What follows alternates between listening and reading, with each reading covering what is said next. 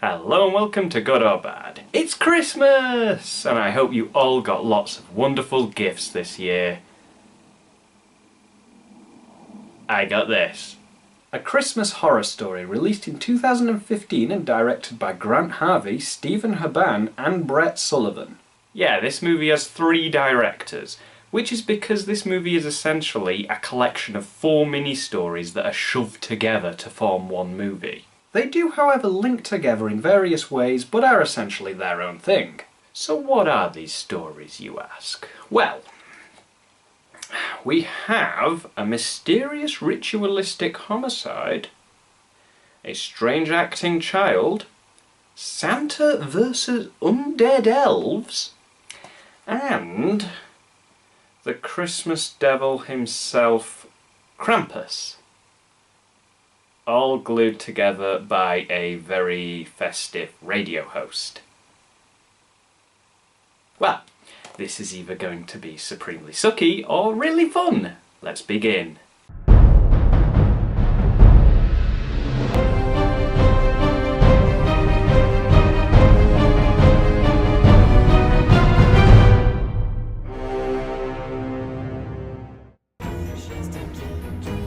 After over 2 minutes of intro credits, which to be fair are quite festive, so you get points there, the movie opens up on Christmas Eve at the North Pole, which has apparently taken some design cues from Jim Carrey's Riddler. An interesting choice. And there's the man himself, Mr. Claus, played by George Boozer. Aw, and Santa's reindeer. Gives you that jolly old feeling right here, doesn't it? Which, to be fair, could just be indigestion.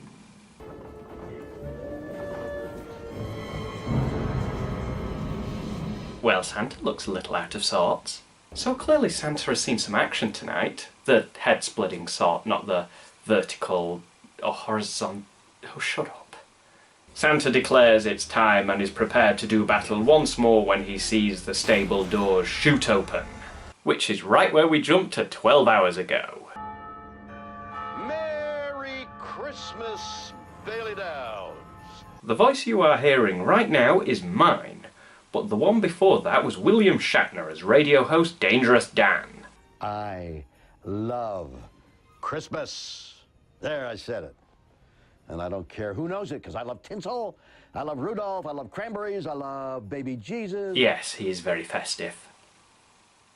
Which apparently I am not, as it is Christmas Day and I seem to have completely failed to put any decorations up. Bear with me one moment.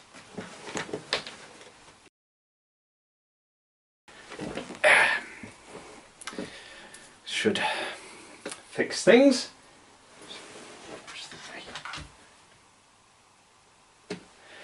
There we go. So much more Christmassy, wouldn't you say? William Shatner is honestly my favourite part of this movie. He's just a man trying to maintain his Christmas cheer. Despite all the horrible things we will see throughout this movie, and of course his grumpy-ass co-workers. He's writing me a little Christmas card. This is exciting. What's it gonna say? Good old Norm. We'll just get this Christmas party started without him. Alright, so the ritualistic homicide story. We have 3 documentary film students, Dylan, Ben and Molly, played by Shannon Kook, Alex Ozerov and Zoe DeGrand Mason. Molly has a video of a cop investigating a brutal homicide at Christmas, so it's still festive. The cop here is Scott Peters, played by Adrian Holmes, who does come into the movie later. These murders happened exactly 12 months before this movie is set, which happens 12 hours prior to the opening of the movie. This film has time backwards. Scott starts singing, which leads to mandatory jump scare. No crying, Okay, was the shriek sound effect something the characters could hear, or just there to make it scarier for the audience? Because if it was the former, why aren't they questioning why a dead body could shriek? and why it fell at that exact moment, whether it was there for the audience or the character or both. Because here's the thing. Dead bodies, right, don't just fall on their own, especially at really creepy moments. Yet you do not seem to question this. Why does nobody ever question these things? So these hopeful documentary filmmakers wish to make a documentary about these murders, but since they cannot use the police video, they have to record their own. And in order to get into the school, oh yeah, these murders happened at a school, and in order to get in, they need a key. Because remember kids, you can't be refused permission if you don't ask. But it is still trespassing. That defence will not hold up in court, not in the slightest. Okay, so these guys need a key to get them into the school, so Girl from Krampus storyline appears to give them the key. Yeah, that was Caprice, Dylan's girlfriend, played by Amy Forsyth. And beyond giving them the key to the school, she does not appear alongside these characters again. She was going to, but her dad sprung a Christmas getaway on her at the last minute. This is one of the small ways the stories do connect. So she is off with her family to see Aunt Edda, who is all kinds of fun. And on the way they pass Scott and his family, who are out to find that perfect Christmas tree. Even if that means trespassing. Nice example for a cop, Scott. At least the movie points it out.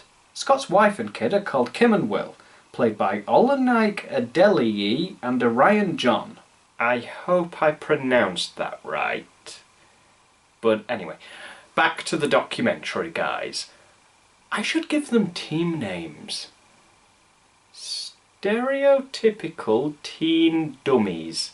So Team STD have let themselves into the school and are recording an intro for their documentary. I'm Molly Simon, and this is Horror in the Hallways. Wait, cut? What? Are we really going with that cheesy title? But never mind cheese-flavoured titles, they hear the principal on the phone, so they go and hide. We just need to be careful. Yes, I know. Listen to me. Wait, it's Christmas Eve. Why would the principal still be in the school?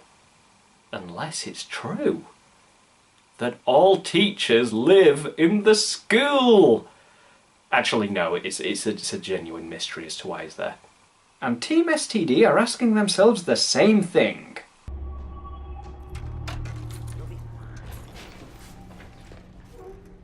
Wait. Never mind, now I'm getting jumpy. And also, that very suspicious phone call he was having did sound suspicious. Oh, I love a chainsaw. Especially when it's wielded by Death from Supernatural. Okay, his real name is Julian Richings and his character's name is Gerhardt. I think he works for Aunt Edda? Or is boinking her? One of the two, could be both. Right, so, that is Taylor, he is the dad in this family, and he's played by Jeff Clark. That is the mother, played by Michelle Nolden. She is called Diane. We have already met the daughter, so this is Duncan, played by Percy Hines White. Nice to know who everyone is. So why are they going to see Aunt Edda? Is it to spread some Christmas cheer? To let her know that her loved ones care? Wow. She better remember us in the will. Money-grabbing bastard twats. Yeah, that's pretty much it. Taylor wants Edda to invest some of her money into his little business thing. Which would be fine if it wasn't a con. She did invite us, right? No, think of it as a Christmas surprise. Taylor? Well, 'tis the season. She'll be thrilled. That's the face I pull when I see my bank statement at Christmas. So this wonderful display of Christmas doom and gloom is played by Corinne Conley. Gotta love an old people hating upper class snob. What do you mean? I'm not resentful to anyone who has more money than me. Greedy fucking bastards. Goodwill to all men is what I say. Old Edda gets a little protective about a Krampus ornament when Duncan starts playing with it. Oops.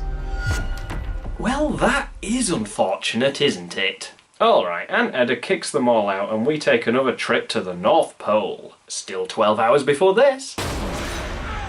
We see Santa and his elves being all Christmassy until Mrs. Claus comes in and offers the elves cookies, but Shiny doesn't want one. You're being silly, Shiny. You know how much you love my cookies. I said I don't want a goddamn cookie! You reindeer fucking snow Shiny! Bit of an overreaction, but brain dead fucking snow whore.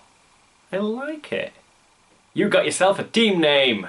So apparently elves can't die. No, they cannot. But Shiny managed to, so another mystery has presented itself. What could this possibly mean? What could do this? Is Christmas at risk? Let's find out. Yeah, he's gonna help his pop put this up, too. Or right back to Scott's Christmas tree shenanigans. Goddamn shorts. As they drag the tree off to their car, Will disappears. They freak out for a bit, and then he appears again from inside a tree. Only he seems different. And as they leave, a mysterious man watches them from afar. Now let's check back with Team STD. Oh wait, I never gave Scott's story a team name. Team Tree? Let's see what Team STD are doing. Molly explains that the area of the school that they are in now is part of what used to be an old convent. And there was one 15-year-old girl that got pregnant who also claimed to be a virgin, but no one believed her. So what happened to her? What you know, Ben? How's your mom? No, actually, she died trying to abort her baby. Well, that's lovely. They find the room where the two students were killed and have a bit of a poke around. Ghost!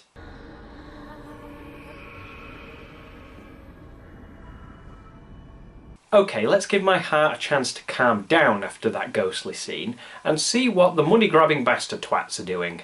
They are driving home while they all moan about pretty much everything, and then this happens. Oh, otherwise, no, it's a big joke.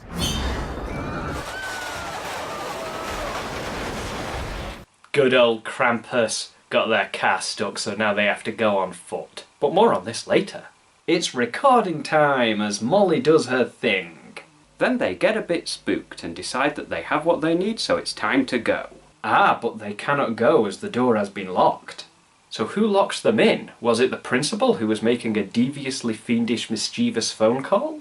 I guess we'll find out. But back to Team Tree. I honestly can't think of a better name for these guys. Come on, baby. Smile. That's kind of funny. The kid adds the finishing touch on the tree while Scott tries to make up for not being around much last Christmas due to, well, this. Then the first sign of real trouble turns up when Will won't stop shoveling food into his mouth. Will, you hear your mother talking to you? Alright, I think that's enough. What are you, spaghetti-loving creature? What are you? What's going on in the North Pole? But this doesn't make any sense. Elves becoming the walking dead? No, it does not make any sense. Unless he is behind it. Was that line in the trailer? Say what you want about this movie, but George Boozer really commits to this role, you know, in a I'm having fun with it kind of way. Which is what this movie needs, because honestly, the rest of the stories are kind of dull. Team STD try to find a way out, but everything is barred shut. You know, my school had barred windows. It was great. It was like the school was trying to subtly get across the message that life is a prison. The simple times. Look, if we just sit around and wait it out, I'm sure that somebody's gonna notice. Only Caprice knows we're down here and she's out of town. Yeah, and she's busy with the Christmas devil, so I wouldn't count on her for help. Ben can hear singing while Dylan is pissing. Wait, they are separated. When does this ever end well? See that, kids? Always wash your hands, even if you're in a creepy, abandoned, dark room. I don't know what she started sleeping on her Twitter. Oh, well, that's not good. And now we're back with Team Tree. It's like watching a very disjointed TV show. Kim is taking a shower and gets freaked out when she sees Will watching her. She talks to Scott about whether or not they should take Will to a doctor. Listening in, Will doesn't like the sound of this idea, purely judging by the look on his face. After trying to get lucky and failing, he goes for a drink while she goes to bed.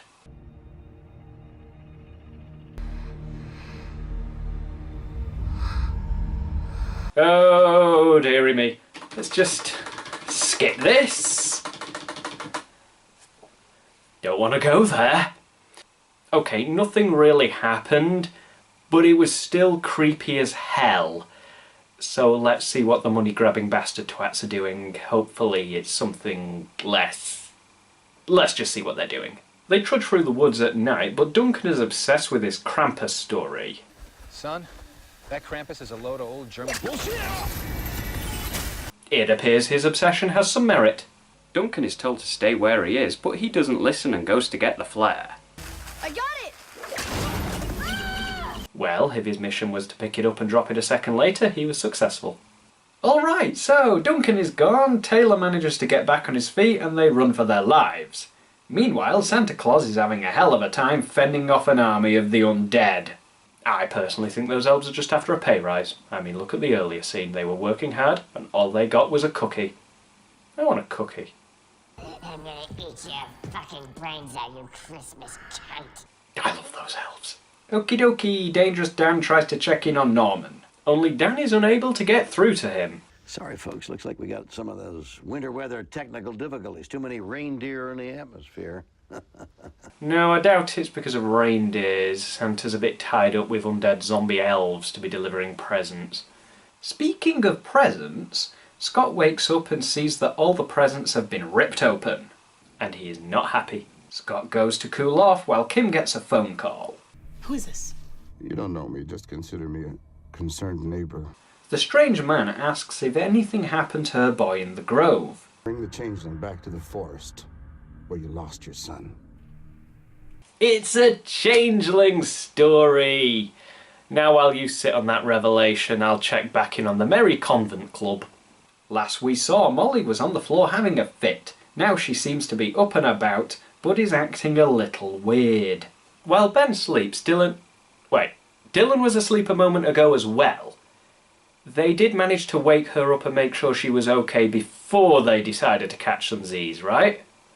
Or did they just go, well, she's not waking up, might as well go sleep as well?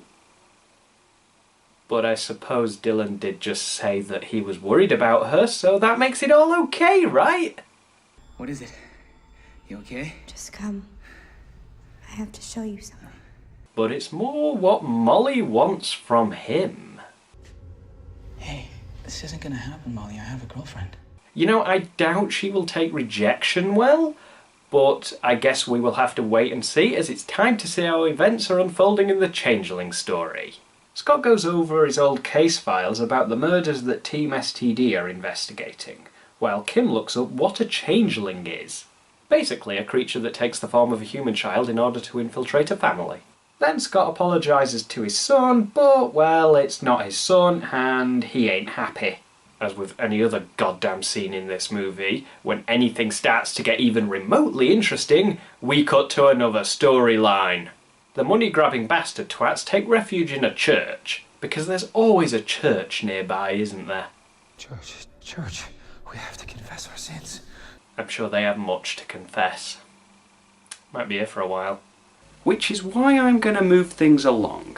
Caprice has a habit of stealing stupid little things, Duncan liked killing cats, and Taylor cons people into investing into his dead business just so he can pay off other debts. But I guess they aren't going to bother telling us what Diane is guilty of. And another one bites the dust. Remember, the faster they die, the sooner this movie ends and I get my turkey. Ironically, they hide in a confessional booth, and they hope for the best, while I personally am mesmerised by the fact that it didn't cut to another story after a death. It's a bloody Christmas miracle. Diane distracts Krampus to give Caprice time to escape, but she does not escape until Krampus has killed her mother, so the sacrifice was kinda pointless, as she could have just left with her daughter and ran, unless Krampus has a 1 kill every 3 minutes rule or something. Back to Molly, well, more like possessed Molly now. With no sign of Dylan, probably dead, she wakes Ben up. But Molly wants one thing and one thing only, and that she didn't manage to get from Dylan. She does, however, manage to successfully persuade Ben. So after they get off together, she snaps out of possession. What the fuck did you do to me? What did I do to you? Well, this is awkward. Ben hears a noise and thinks it is Dylan, so he goes to investigate. Kim has to bring the changeling back to the grove without it feeling threatened. Good luck with that. She screws up and opts for clobbering him over the head instead. Always a good alternative. Santa proceeds through the undead-infested North Pole, and we get more action scenes where he kills zombie elves. And honestly, I think they missed an opportunity here. They have a good selection of Christmas music in this movie. They could have played something over a scene of him going all-out badass killing the elves. They even start this scene with Christmas music, but they just drop it instantly in favour of generic action music. Which I think was a mistake. But anyway, apparently there's something going on at the mall. It's complete and utter chaos down at the mall. Police and emergency crews are on the scene. We don't really know what's going on. Do we really need another storyline here? We already have 4, we don't need another one shoved down our throats. Kim drags the changeling back to the grove and calls the mysterious man. This man seems to watch over the changelings, but Kim doesn't care about that, she just wants her son back. Don't hurt it! Put the gun... So apparently they were afraid of him, now he is dead, so there's no telling what will happen now. But apparently they are grateful for her services, they give her son back to her. Which brings the changeling story to a close. Thank God, it was honestly the most dull story of the lot. But it does raise a question. Was the reason they run away to infiltrate a family so that they could get someone down here to kill the guy? Because I'm pretty sure if they all tried, they would manage to. But whatever, it's over. They tried to find Dylan, but find this instead.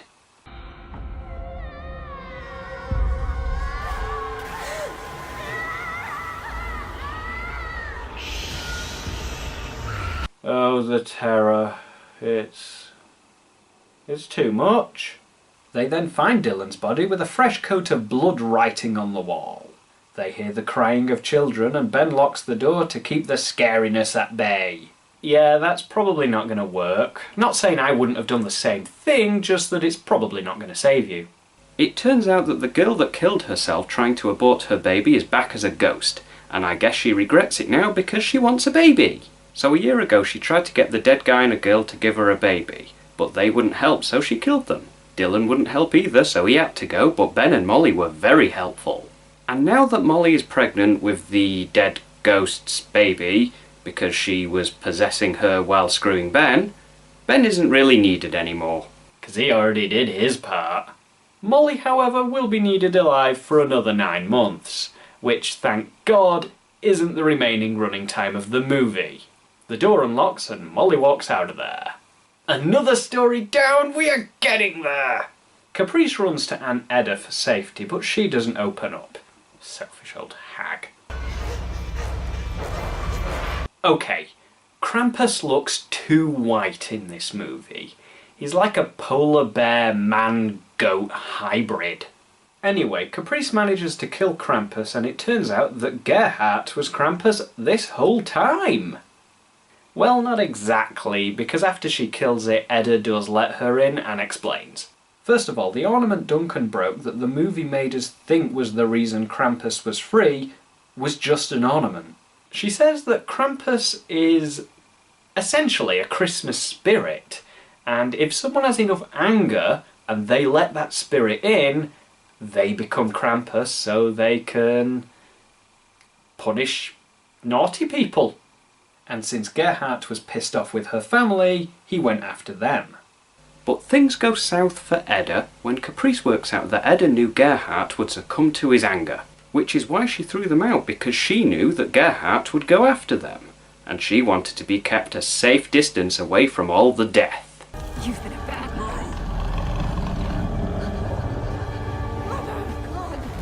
boy. It's a Christmas comeuppance.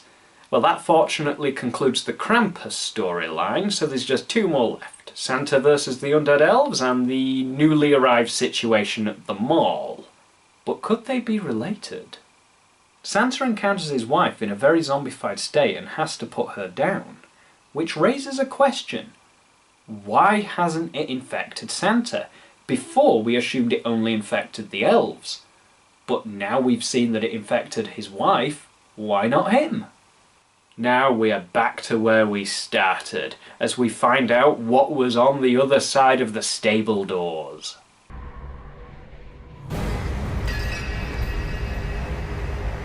Oh, it's Krampus. What a surprise! But it's time to end this with a fight for the ages. Forget Sadako and Kayako. David and Goliath? Pfft. Batman v Superman? Give me a break. Santa Claus versus Krampus. Christmas versus not Christmas. Fight!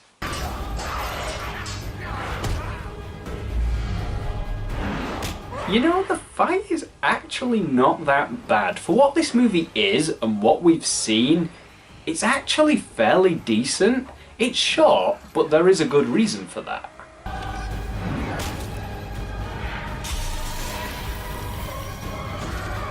Norman, stop! Please don't kill me, Norman. Norman? Who's Norman? Yep. The situation down at the mall was Norman going crazy, chopping everyone up. And remember when I was asking why Santa wasn't infected but his wife was? Well, this is why. It was the first clue, a very subtle clue I might add, that came across as more of a plot hole as to why he didn't get infected but his wife did. Because all of it was just in his head. It's a pretty good twist, even though Norman and Santa are played by the same actor, but you barely saw Norman in this movie, so you may not actually make the connection, so this comes as a pretty good surprise. They even do not list the Norman character in the credits at all. Now, there are obviously people out there that would have made the connection between them two, even as brief as we actually saw Norman. I personally did not. But maybe I'm just a bit thick. So the police fill Norman with bullets and that concludes the movie. A Christmas horror story, what a mixed bag. In my opinion, it should have dropped most of the storylines and just had Dangerous Dan, William Shatner's radio host character. He was great. It should have had Santa Claus, the Undead Elves and Krampus. That should have been it. Seriously, I know what you're thinking. William Shatner's radio host, grounded in reality, that stuff happens all the time. And then we have just Krampus, just Santa Claus, just zombie elves, without any of the other grounded, more realistic stuff. How would that possibly fit together? Well, the twist at the end of the movie could stay. That brings it all together, and if it was all just about that, this movie could have been brilliant. More gore, more fights with the undead elves. They could have even had zombie reindeer being flown around with Krampus versus Santa's regular reindeer being flown around by Santa. A giant air battle between the two. Why didn't this happen? Mix that in with William Shatner's seemingly irrelevant and confusing radio scenes, but do heavily connect us to the twist at the end. It would have been great! Much better than what we actually got, which was a generic horror story that had very little to do with Christmas other than happening at Christmas with boring characters. Another generic horror story with the only link to Christmas being that they got a Christmas tree at the start and decorated it. Yeah, that saved it alright. Then there was the Krampus storyline, but we got another Krampus movie like that. The same year this came out. And I know I was hard on it, but compared to this, it's a bloody masterpiece. Everything was rushed, and while there was no real problem with the acting, nothing amounted to anything, and they cut to another story every time anything got a little bit interesting.